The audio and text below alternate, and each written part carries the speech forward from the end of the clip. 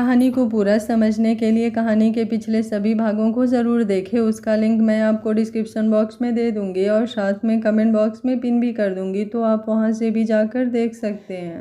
प्रिया बोली, हाँ सच में ये बात तो मेरे दिमाग में आई ही नहीं। ठीक है, मैं होटल में रुक जाती हूँ, कहकर उसने फ़ोन बंद किया और होटल की तरफ चल दी। अंगद प्रिया के बारे में सोच रहा था कि शिवम आ गया। वो बोला, यार ये प्रिया तो बड़ी तेज निकली, तलाक के पेपर साइन करवा भी लाई। यहाँ आ रही थी, मैंने उसे रोक दिया और कहा कि कुछ दिन बाद मिलेंगे, अभी लोग गलत समझेंगे। शिवम बोला, कमाल है, ये लड़की भी कितनी जल्दी बदलती है। इतनी जल्दी तो गिरगिट भी अपना रंग नहीं बदलता। यार लड़कियाँ कितनी शातिर होती हैं। अंगद झनक के बारे में सोचते हुए बोला, सब नहीं होती, कुछ भोली भी होती हैं, कहकर वो झनक की बातों को याद करने लगा। भोलेपन की बात पर शिवम को भी सोनल याद आ गई। वो भी अंगद की बात दोहराते हुए बोला, हाँ कुछ भोली भी होती हैं, और वो भी सोनल की बातें याद करने लगा। सौर्य घर में अकेला रह गया था। कुछ दिन घर में पड़ा वो पुरानी यादों में खोया रहा। उसे सब कुछ याद आ रहा था। उसने कैसे झनक और उसके पापा को धोखा दिया, कैसे उनकी शराफत का फ़ायदा उठाकर, और जिसके लिए ये सब किया वो उसे कंगाल करके चली गई। उसे अफसोस हो रहा था कि उसने प्रिया से प्यार ही क्यों किया, क्यों उसके प्यार में इतना पागल हुआ। वो कितना प्यार करता था उसे। ये जानता था कि उसे सिर्फ पैसे से प्यार करती है, फिर भी ये उसकी हर ख्वाहिश पूरी करने में लगा रहा। दूसरी तरफ झनक उसे इतना प्यार करती थी, पर प्रिया के कारण इसने उसके साथ बहुत बुरा किया। उसे आज बहुत अफसोस हो रहा था। उसे प्रिया पर बहुत गुस्सा आ रहा था। कंपनी में अब उसकी वैल्यू एक 100 पीस की तरह हो गई थी। वो किसी भी बड़े फैसले में बोल नहीं सकता था। उसे इस बात का अफसोस हो रहा था कि उसने झनक के पापा की सारी मेहनत को बर्बाद कर दिया। उसने तो पूरी कोशिश की, लेकिन सब खत्म हो गया। उसे सिया की याद आई। उसने सिया को फ़ोन किया। सिया ने फ़ोन उठा लिया। वो बोला, सिया मैं बर्बाद हो गया, बहुत अकेला हो गया हूँ, क्या तुम मुझसे मिल सकती हो? झनक ने उसे इतना बुझा हुआ कभी नहीं देखा था। वो बोली, हाँ बताओ, कहाँ मिलना है? सौर्य बोला, तुम मेरे घर आ सकती हो, मैं एड्रेस सेंड करता हूँ, कहकर उसने फ़ोन बंद कर दिया और उसे एड्रेस सेंड कर दिया। झनक ने एड्रेस देखा, उसकी आंखें भर आई। भला वो इस एड्रेस को कैसे भूल सकती थी? इसका बचपन गुजरा था वहाँ। कितनी अच्छी यादें जुड़ी है उस घर से। उसे उसके पापा याद आ गए। उसने शिवम को फ़ोन किया, पर शिवम मीटिंग में था। उसने फ़ोन उठाया नहीं। तब एक बार तो उसने सोचा कि अंगद को फ़ोन करे, पर फिर उसे याद आया कि वो खुद कभी भी इसे फ़ोन नहीं करता, तो ये क्यों करे। ये सोचकर उसने शिवम को मैसेज कर दिया, मैं सौर्य से मिलने उसके घर जा रही हूँ। वो सोनल से बोली, सोनल मैं काम से बाहर जा रही हूँ, तुम पीछे संभाल लेना। सोनल को लगता था कि ये शिवम से मिलने जा रही होगी, इसलिए बिना कुछ पूछे मुस्कुराकर ओके कह दिया। झनक शिवम की दी हुई नई कार में सौर्य के नहीं अपने घर की तरफ चल दी। उसे इस घर में अपने पापा के साथ बिताए दिन याद आ रहे थे। उसके पापा के सिवा किसी ने उसे प्यार नहीं किया। सोचते हुए उसकी आंखें भर आई। वो सोचने लगी, अब वो घर कैसा दिखता होगा। सौर्य ने उसको वैसे ही रखा होगा, कहीं बदल तो नहीं दिया होगा। पर उसे क्या पता कि प्रिया और सौर्य ने उस घर पर एक पैसा भी नहीं लगाया था। सौर्य ने एक बार प्रिया से कहा भी था, प्रिया ये घर पुराने डिज़ाइन का बना हुआ है, इसे नए डिज़ाइन में बना लेते हैं। तब प्रिया बोली, क्या ज़रूरत है, यूं ही इतना पैसा लग जाएगा, रहना ही तो है, ठीक है जैसा है। इसलिए उन्होंने एक भी चीज़ नहीं हिलाई, पर प्रिया ने कुछ एंटीक चीज़ें बेच जरूर दी थी। झनक घर के बाहर पहुंच गई। वो कार से उतरकर घर को देखने लगी। 1 साल होने को आया था, पर घर बिल्कुल वैसे का वैसा ही था, पर वहाँ का गार्डन पूरा उजड़ा पड़ा था। जगह जगह झाड़ियाँ उग गई थी, फूलों का कोई नामो निशान नहीं था। वो झूला जिस पर वो अपने पापा के साथ बैठकर बातें करती थी, वो भी टूटा पड़ा था। उसकी हालत देखकर उसे रोना आ गया। वो घर को देखकर पुरानी यादें ताज़ा हो गई थी। उसने खुद को संभाला और आगे बढ़कर बेल बजाई। उसका दिल जोरों से धड़क रहा था। दरवाज़ा नौकर ने खोला। उसने जैसे ही घर में पैर रखा, उसकी धड़कन और बढ़ गई। फिर भी उसने खुद को संभालते हुए लिविंग रूम में एंटर किया। सौर्य सोफे पर बैठा था। वो उसे देखकर खड़ा हो गया और लगभग भागता हुआ उसके पास आया। सौर्य बोला, थैंक यू सिया, मुझे डर था कि शायद तुम ना आओ। सिया बोली, तुमने बुलाया ही ऐसे था, फिर मैं दोस्ती निभाना जानती हूँ। उसने सौर्य को ताना मारा, पर सौर्य को यह बात समझ नहीं आई। उसके लिए सिया का आना ही काफ़ी था। सौर्य ने उसे बिठाया और बोला, मैं बिल्कुल अकेला पड़ गया था, मेरा कोई दोस्त भी नहीं है। फिर तुम्हारी याद आई और तुम्हें फ़ोन कर दिया। तुम्हें पता है मेरी वाइफ थी ना, वो मुझे छोड़ गई। ये बोलते हुए वो रो पड़ा। उस वक्त झनक को पता लगा कि उसने शराब पी रखी है। उसने सौर्य को कभी शराब पिए नहीं देखा था। वो थोड़ी घबरा गई, लेकिन फिर उसने मौके का फ़ायदा उठाने की सोची। उसने अपने फ़ोन की रिकॉर्डिंग ऑन करके सौर्य से पूछा, क्यों, आपकी पत्नी क्यों छोड़ गई? सौर्य बोला, वो पैसे की भूखी थी, उसे सिर्फ पैसा चाहिए था, शुरू से पैसा पैसा और पैसा। झनक बोली, लेकिन झनक तो बचपन से पैसे में ही रही है, वो ऐसा क्यों करेगी? सौर्य उसी वक्त बोला, झनक नहीं, मैं प्रिया की बात कर रहा हूँ, वो नशे में था। झनक बोली, पर आपकी वाइफ का नाम तो झनक है। उसने जानबूझकर बात छेड़ी। सौर्य बोला, झनक था, झनक बहुत अच्छी थी, पर इस प्रिया ने उसे मरवा दिया और खुद उसकी जगह झनक बन गई। झनक बोली, तुम भी ना नशे में कुछ भी बोल रहे हो?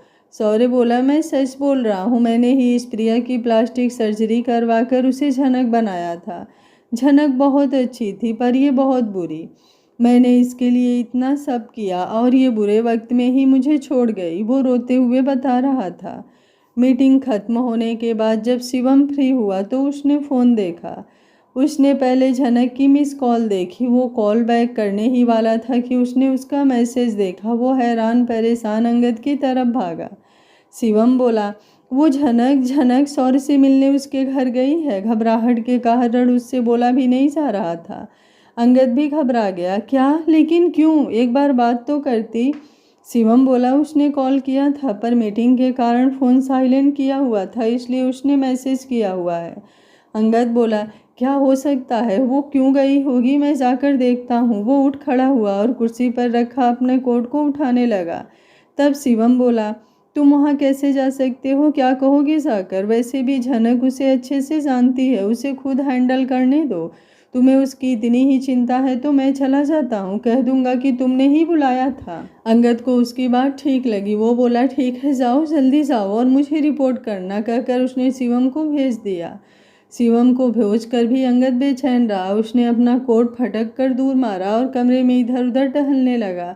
वो बेचैनी में बार बार अपने बालों में हाथ फेर रहा था और नोच रहा था। वो अपनी बाहों को कभी सीने पर बांध लेता तो कभी दीवारों पर मुक्के मारता। उसे ऐसा लग रहा था जैसे झनक उससे दूर होती जा रही है, कहीं वो फिर से सौर्य के पास ना चली जाए। तभी उसके दिमाग ने उसे समझाया कि वो क्यों टेंशन कर रहा है, उसे क्या मतलब है। जब तुमने उसे अपनाना ही नहीं है तो वो किसी की भी हो, तुम्हें क्या लेना देना।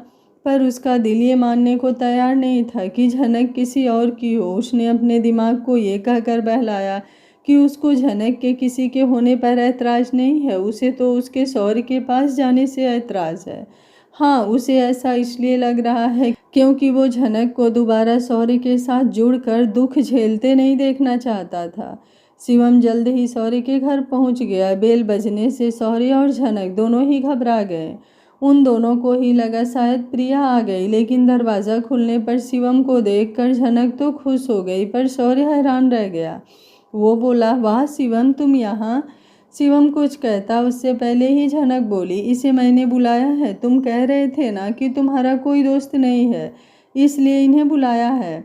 अब तुम्हारे दो दोस्त हो गए हैं, अब मत कहना कि कोई दोस्त नहीं है। कहते हुए झनक ने शिवम को इशारा किया। सौर्य बोला, हाँ, मेरे भी दो दोस्त हैं। अब उस प्रिया को बताऊंगा, उसने मेरी किसी से दोस्ती नहीं होने दी, वो तो मुझे छोड़कर ही चली गई। शिवम बोला, सौर्य, तुमने शराब क्यों पी? झनक ने उसे इशारा करते हुए कहा, वो इसकी वाइफ है ना झनक, वो उसे छोड़ गई है, ये उसी के कारण दुखी है। शिवम बोला, अरे यार, लड़कियों के जाने पर रोते नहीं हैं, एक जाती है एक आती है, तुम दुखी मत हो। उसने सौर्य के कंधे पर हाथ रख कर कहा।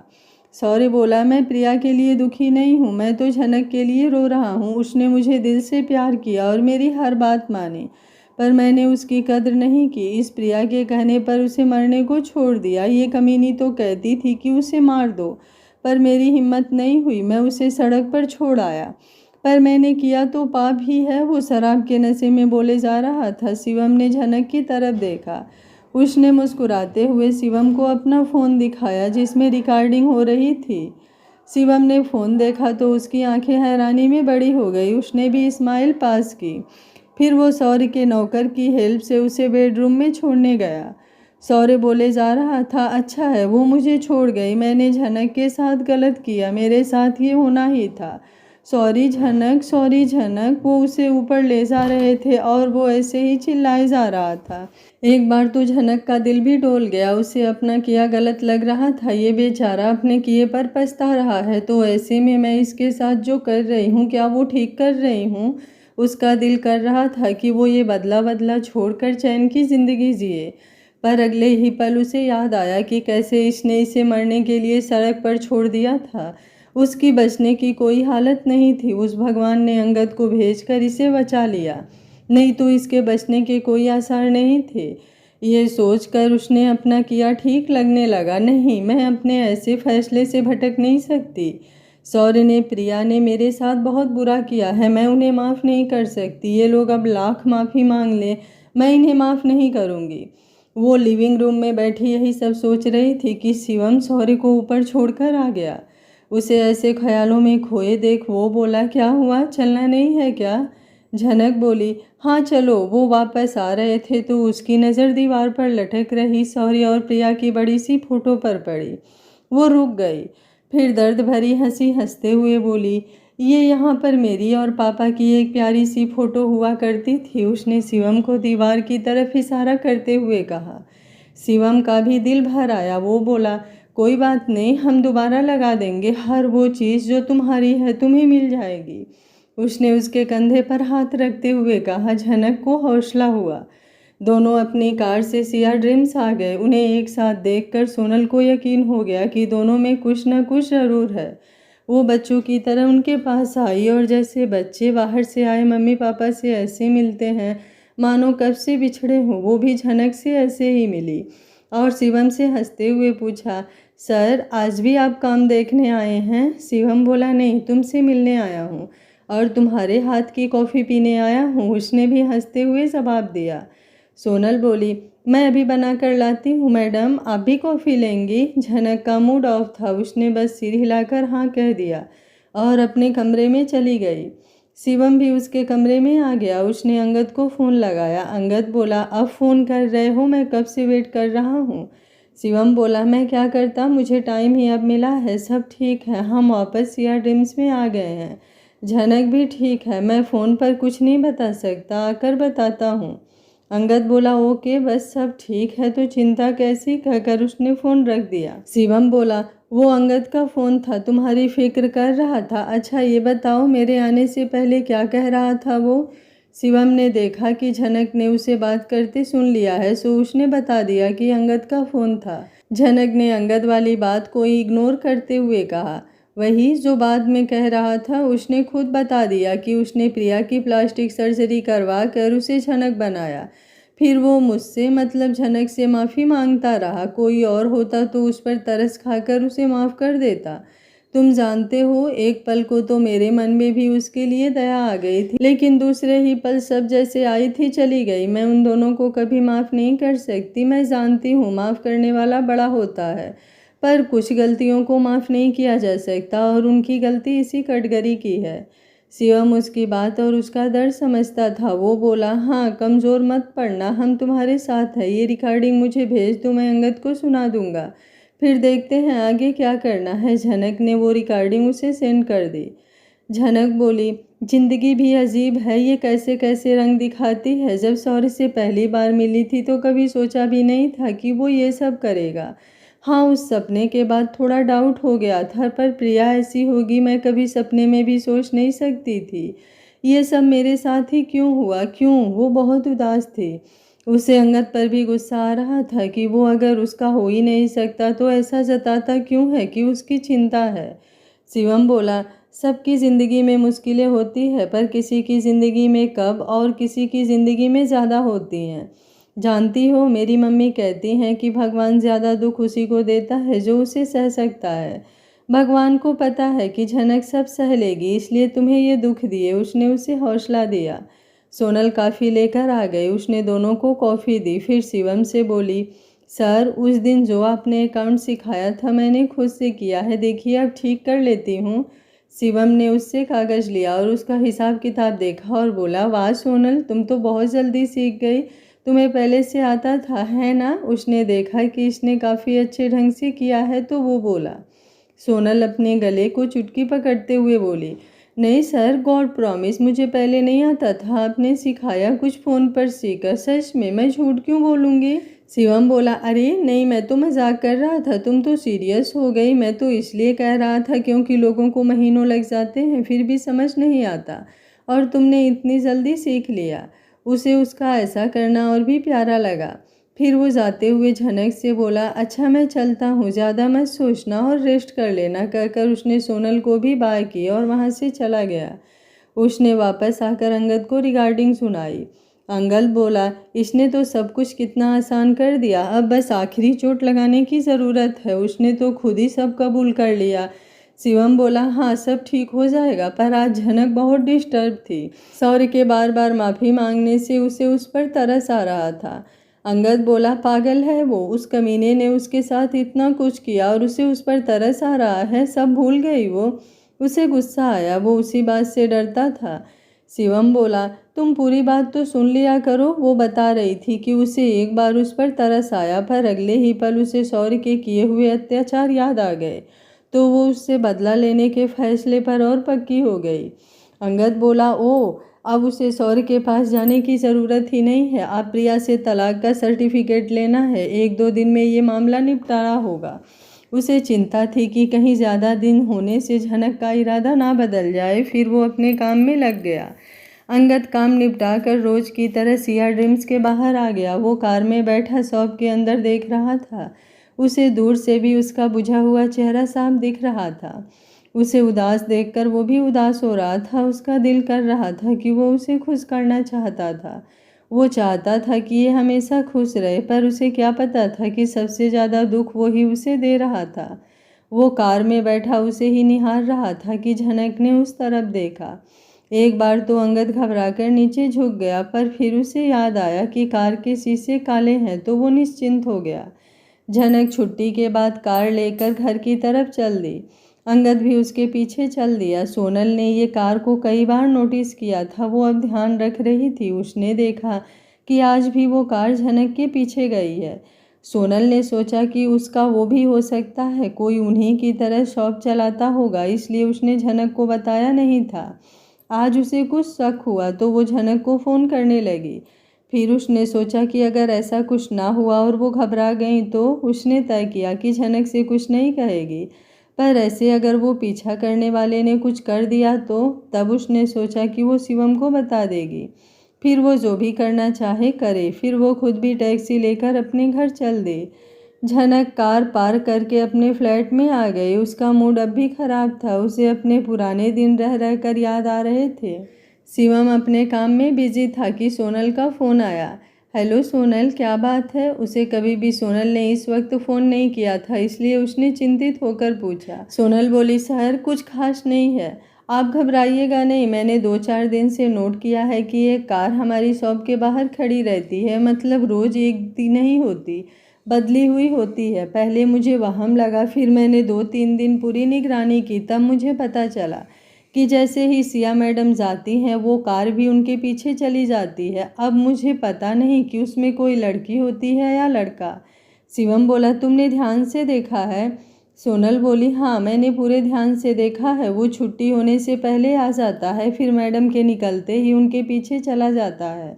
शिवम को भी चिंता हो गई। वो बोला, ठीक है तुम आगे भी ध्यान रखना, मैडम को बताना मत, वो घबरा जाएगी, मैं कुछ करता हूँ। कहकर उसने फ़ोन बंद करके अंगद को फ़ोन किया। अंगद बोला, हेलो क्या हुआ? वो इस वक्त ज़रूरी काम में था। उसके फ़ोन ने उसका ध्यान भंग कर दिया तो वो गुस्से से बोला।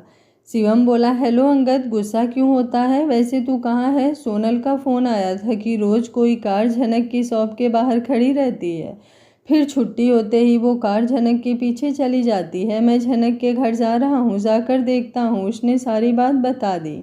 अंगद घबरा गया। वो बोला, तुम रहने दो, मैं उसी तरफ जा रहा हूँ, मैं देख लूँगा, बाकी झनक को मत बताना, वो डर जाएगी। शिवम बोला, ओके मुझे पता है, मैंने सोनल से भी कह दिया था कि वो झनक को ना बताए। उसने कह तो दिया था कि वो नहीं जाता, पर उसने बताया नहीं कि वो तो पहले ही पहुंच गया है। वो अंदर इंटर करने ही वाला था जब अंगद ने मना कर दिया, सो वो साइड पर कार रोक कर खड़ा होकर फ़ोन सुनने लगा। वो फ़ोन रखकर कार चलाने ही लगा था कि उसने अंदर से अंगद की कार निकलते देखी। वो हैरान रह गया। अंगद तो कह रहा था कि वो उसके घर जाएगा, वो उसके घर ही था, तो उसने मुझे झूठ क्यों बोला? मुझसे छुपाने की क्या बात थी? और मैंने अभी तो फ़ोन रखा है, ऐसा लग रहा है जैसे ये यहाँ से भाग रहा हो। ये हो क्या रहा है? इससे पूछूं? इससे पूछने का कोई फ़ायदा नहीं है, ये बताएगा थोड़े। झनक को फ़ोन करता हूँ। उसने झनक को फ़ोन किया और सभी बातें छुपाते हुए पूछा, झनक अब ठीक हो? मूड में कुछ फ़र्क पड़ा? झनक बोली, नहीं शिवम, पुरानी यादें ऐसी ही होती हैं, बहुत तंग करती हैं, इतनी जल्दी मूड ठीक नहीं होता। शिवम बोला, किसी को अपने साथ रख लो घर में। उसने जानबूझकर कहा था कि वो बता दे कि अंगद आया है या नहीं, पर उसने कुछ नहीं बताया, तो इसे यकीन हो गया कि अंगद उसे मिले बिना ही चला गया। वो सोचने लगा, फिर अंगद यहाँ आया ही क्यों? वो अपने सोच के घोड़ों को हर तरफ घुमा रहा था, पर उसे कुछ समझ नहीं आ रहा था। तब उसने शुरू से बातें सोचनी शुरू की, तो उसे सोनल की बात याद आई। वो रोज़ कार बदल कर लाता था। उसने अंगद के बारे में सोचा, अंगद भी कुछ महीनों से रोज़ बदल कर कार ला रहा था। कोई और होता तो ये सोचता भी ना, लेकिन अंगद के पास शुरू से ही इतनी गाड़ियां हैं, पर उसने पहले कभी ऐसा नहीं किया। पर अब तो तकरीबन रोज़ कार बदलता था। अब शिवम को यकीन हो गया था कि अंगद ही झनक की शॉप के बाहर आता होगा और उसका पीछा करता होगा। तब शिवम ने अंगद को खुद रंगे हाथ पकड़ने की सोची।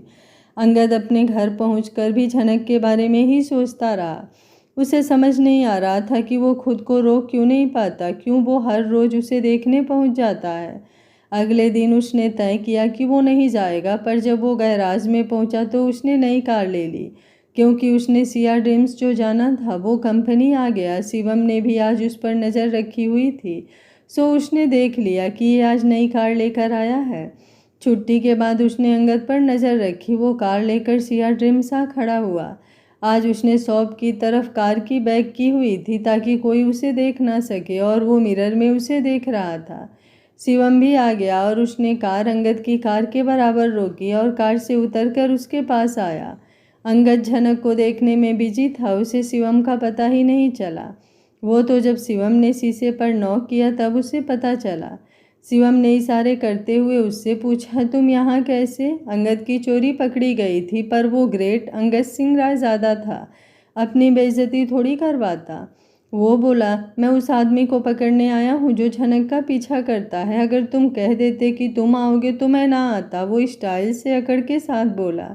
शिवम बोला, तुम पकड़ने आए हो? मुझे तो लगता है तुम ही वो आदमी हो। वैसे तुम उसका पीछा क्यों करते हो? शिवम उसकी कार में बैठते हुए बोला। अंगद बोला, तुम्हारा दिमाग तो नहीं खराब हो गया? भला मैं क्यों उसका पीछा करूँगा? तुम मुझ पर इल्ज़ाम क्यों लगा रहे हो? शिवम बोला, तुम तो कल उसके घर बात करने गए थे, क्या बात की उससे? अंगद बोला, गया था, पर उसके घर के बाहर से ही लौट आया। सोचा कि खुद ही जांच करूंगा, मुझे तो तुम पर शक हो रहा है। मैंने तुम्हें भी उसके घर के बाहर देखा था। उसने पासा पलट दिया। शिवम तो खुद को बहुत स्मार्ट समझता था। उसे क्या पता था कि अंगद उसका भी गुरु है। अंगद उसे देखकर मुस्कुरा रहा था। बच्चू, मुझे पकड़ने आया था। अंगद कोई यूं ही नहीं है जो कोई भी आकर कुछ भी कह देगा। सोनल भी उन पर नज़र रखे थी। उसने शिवम को कार से उतरते देखा था। वो उसके पीछे उसकी कार तक आई। तब तक शिवम अंगद की कार में बैठ गया था। सोनल ने अंगद को देख लिया था। वो उसी वक्त वापस शॉप में आ गई। वो सोच रही थी कि ये अंगद यहाँ क्यों? क्या वो अंगद ही है जो झनक का पीछा करता है? लेकिन उसके पास कोई जवाब नहीं था। वो बाहर देखती रही। झनक तो अपने काम में बिजी थी, उसे कोई मतलब नहीं था कि बाहर क्या चल रहा है, और ये तीनों उसके लिए काम छोड़े यहाँ लगे थे। अंगद ने सोच लिया था कि वो अब जल्द ही झनक को इंसाफ दिलाएगा। उसने शिवम से सलाह करके उसने 2 दिन बाद अपनी कंपनी की एनिवर्सरी थी। उसने शिवम को सारी जिम्मेदारी सौंपी। शिवम तैयारियों में जुट गया। उसने सारे स्टाफ को बुलाकर ड्यूटीज सौंपी। उसने दुनिया भर के जाने माने लोगों को इनवाइट किया। अंगद ने प्रिया को फ़ोन किया। प्रिया उसके फ़ोन का ही वेट कर रही थी। उसने झट से फ़ोन उठा लिया। प्रिया बोली, हेलो अंगद जी, 2 दिन से आपके फ़ोन का वेट कर रही हूँ, आपने फ़ोन ही नहीं किया। उसने बच्चों की तरह नाराज़गी दिखाते हुए कहा। अंगद बोला, मैं तुमसे मिलने और लोगों के सामने तुम्हें अपनाने की तैयारी में बिजी था। आज से 2 दिन बाद हमारी कंपनी की एनिवर्सरी है। उस दिन तैयार होकर आना, मैं सबके सामने तुम्हें अपनाऊंगा। मैं शिवम को भेजूंगा, तुम सौरे से तलाक के कागज़ उसे दे देना, फिर हम ऑफिशियली अपनी शादी अनाउंस कर देंगे। उसने उसे बातों में बहलाया। उसे सिर्फ तलाक के कागज़ से मतलब था। वो सोच रहा था एक बार पेपर मिल जाए, फिर एनिवर्सरी पर झनक का बदला पूरा करेंगे। वो चाहता था कि झनक को भी खुद इनवाइट करे।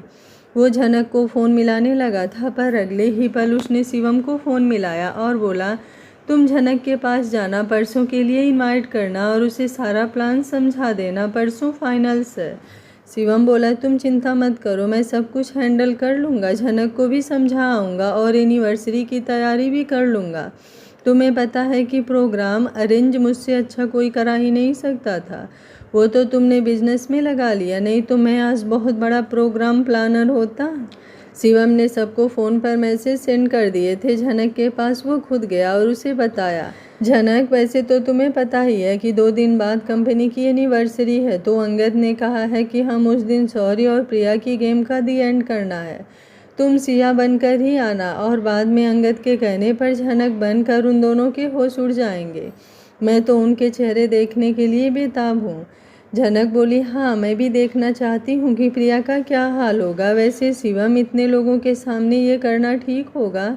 शिवम बोला, करने को तो हम अकेले में भी उन्हें बुलाकर सब हल हो सकता है, पर अंगद ने कहा है कि पार्टी में तकरीबन सभी शौर्य और तुम्हें जानते हैं। जैसे पार्टी देकर उसने सबके सामने प्रिया को झनक बनाया, उसी तरह सबके सामने हम उसे झूठा साबित करेंगे, ताकि कल को कोई तुम्हें झूठा ना कह सके। उसने उसे समझाया। तब झनक को समझ आया कि अंगद जो भी कर रहा है उसी के लिए कर रहा है। शिवम बोला, झनक, एक बात और है, वो अंगद कह रहा था कि तुम वहाँ मुझसे और अंगद से दूर ही रहना, लोगों को पता ना चले कि हम एक दूसरे को इतने अच्छे से जानते हैं। उसकी ये बात जाने क्यों झनक को अच्छी नहीं लगी, जबकि ये सब अंगद उसके लिए ही कर रहा था। वो कुछ कहने लगी कि तभी सोनल अंदर आ गई। वो बोली ही नहीं। शिवम सोनल की तरफ देखकर बोला, सोनल, तुम भी अच्छे से तैयार होकर आना, क्या पता तुम्हें वहाँ कोई हैंडसम लड़का मिल जाए। उसने उसे छेड़ते हुए कहा। सोनल बोली, नहीं सर, मैं नहीं आऊँगी, उसने साफ मना कर दिया। शिवम कुछ पूछता उससे पहले ही झनक ने पूछा, क्यों सोनल, तुमने क्यों नहीं जाना? सोनल बोली, मैडम, आपको तो पता ही है कि रात की पार्टी है और मैं पापा को छोड़ नहीं सकती।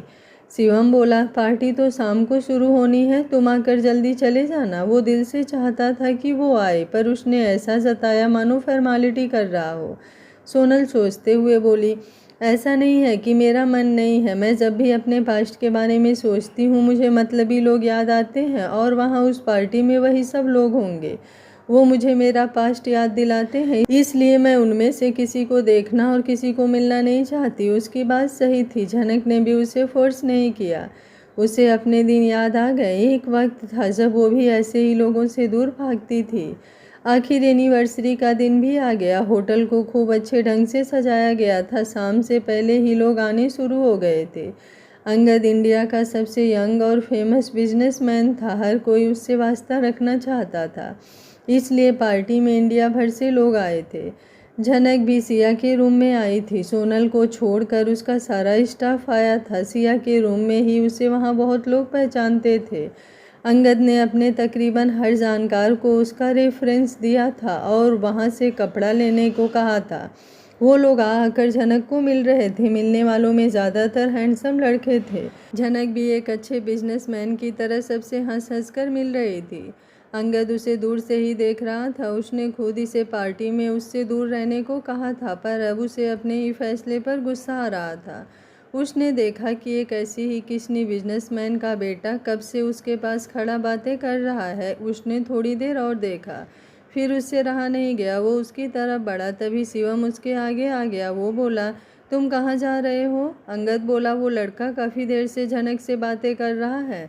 शिवम बोला, तो क्या हुआ, अच्छा है ना, उसे कोई मिल जाएगा। वैसे भी तो तुम आज के बाद उसके लिए लड़के ढूंढने में लगने वाले थे। अगर लड़के खुद अप्रोच करेंगे तो तुम्हें ही फ़ायदा होगा, जितने ज़्यादा होंगे उतना अच्छा, उसमें से तुम बेस्ट चुन लेना। वो जानबूझकर अंगद को चिढ़ाने के लिए कह रहा था। अंगद बोला, शिवम मुझे समझ में नहीं आ रहा कि मैं क्या करूं। मैं जितना उसे खुद से दूर रखना चाहता हूं उतना ही उसके करीब होता जा रहा हूं। मैं उसे किसी और के साथ नहीं देख सकता। मुझसे बर्दाश्त नहीं होता कि वो किसी और से इस तरह से हंस के बातें करे।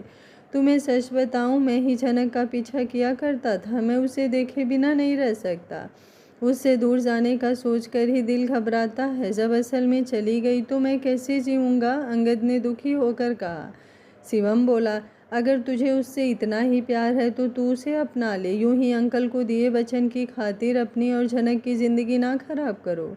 अंगद बोला, मैंने भी यही सोच रखा है कि अब और नहीं, आज उसे उसका हक दिलाने के बाद मैं उससे अपने प्यार का इजहार कर दूंगा। अंगद ने फैसला कर लिया था। शिवम ने उसे गले लगा लिया और बोला, तुम दोनों के एक होने की सबसे ज़्यादा खुशी मुझे होगी। मैं तुम्हें ऐसे नहीं देख सकता। अब तो इस पार्टी में और भी मज़ा आएगा। तुम कहो तो तुम्हारी प्रपोजल को स्पेशल बनाऊं। तुम ना भी कहो तो मैं तैयारी करता हूँ। प्रिया और शौर्य के यहाँ से जाते ही तुम झनक को प्रपोज कर देना। वाह क्या मज़ा आएगा। अंगद भी खुश था। बहुत हो गया खुद से लड़ना। अब वो किसी के बारे में नहीं सोचेगा, सिर्फ अपनी खुशी के बारे में सोचेगा। ये सोचते हुए उसने झनक की तरफ देखा और मन ही मन कहा, कर लो जिससे जितनी बातें करनी है, आखिर आज शाम को तुम मेरी होगी।